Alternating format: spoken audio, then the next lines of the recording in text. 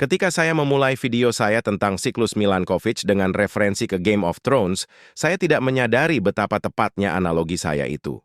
Dalam serial TV itu, pasukan Raja Malam di utara terjebak di balik tembok raksasa, sama seperti di serial TV itu.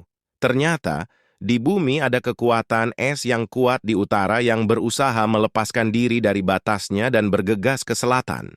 Jendela kuat itu juga dijaga oleh tembok yang perkasa, yang memungkinkan bangsa-bangsa di selatan menikmati kondisi yang relatif tenang. Dan sama seperti di serial TV itu, tembok itu akhirnya jebol oleh gelombang es yang menyapu ke bawah dan mengancam nyawa semua orang di jalannya. Anda mungkin tidak mengenali apa yang saya bicarakan. Di mana tembok itu dan apa musim dingin es yang melindungi kita darinya? Jawaban untuk pertanyaan pertama adalah nama yang saya temukan sangat keren, yaitu Polar Night Jet. Dan ternyata, Polar Vortex yang melindungi kita darinya adalah dingin yang menggigit yang tidak boleh diremehkan.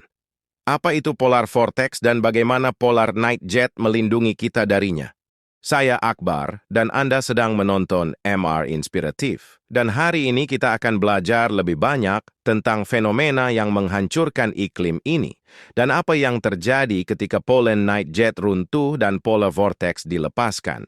Sebenarnya ada dua Polar Vortex, satu di setiap kutub planet ini, dan bahkan di sana setiap vortex terdiri dari dua bagian, sebuah Polar Vortex troposfer yang berputar di bagian atmosfer, yang dikenal sebagai troposfer dari permukaan tanah hingga sekitar 10 hingga 15 km. Atmosfer berada di atas polar vortex stratosfer yang merupakan fenomena cuaca yang secara teknis terpisah yang memiliki ukuran, siklus musiman, dan pengaruhnya sendiri terhadap iklim global. Setiap siklon besar ini berada di atas kutub berputar dengan rotasi planet dengan kecepatan angin yang bisa mencapai 240 km per jam. Mengapa angin ini terjadi? Bagian pertama dari teka-teki ini adalah perbedaan suhu di lokasi seperti Khatulistiwa, di mana sinar matahari paling terkonsentrasi.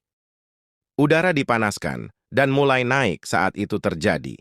Ini menciptakan daerah tekanan rendah di bawahnya yang menarik udara ke dalamnya dari sekitarnya, seperti penyedot debu raksasa.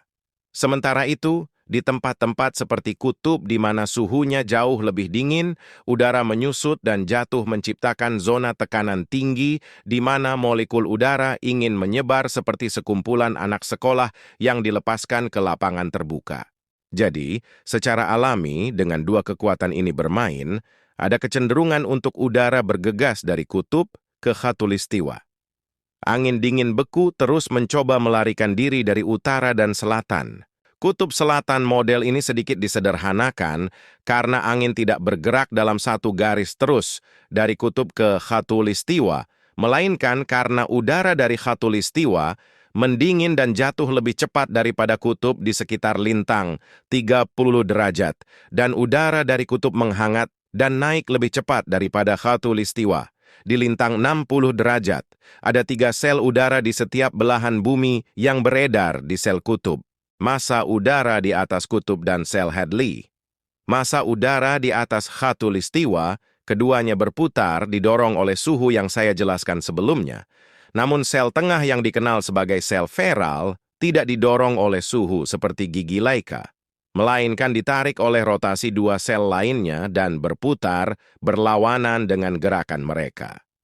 Dalam hal pusaran kutub utara kita, ini berarti bahwa ketika udara dari kutub menuju selatan, ia bertemu dengan angin yang lebih hangat, yang bergerak ke arah yang berlawanan, dan ketika dua air friends dengan suhu yang berbeda bertemu, mereka bertabrakan daripada bercampur, sehingga pusaran kutub terperangkap, terikat, bertabrakan dengan angin yang datang dari di semua sisi. Ada lebih banyak hal yang terjadi di sini meskipun jika ini sendirian udara dingin dari utara akan meluncur di bawah udara hangat dari selatan tidak benar-benar terjebak sama sekali. Ada gaya kedua yang bermain yang mengarahkan angin-angin itu memutar mereka ke dalam pusaran yang membuat mereka mengelilingi kutub daripada turun ke khatulistiwa.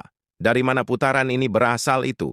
Disebabkan oleh sesuatu yang dikenal sebagai gaya Coriolis. Di dunia datar yang sederhana, angin dingin dari kutub akan menuju khatulistiwa, sementara angin hangat dari khatulistiwa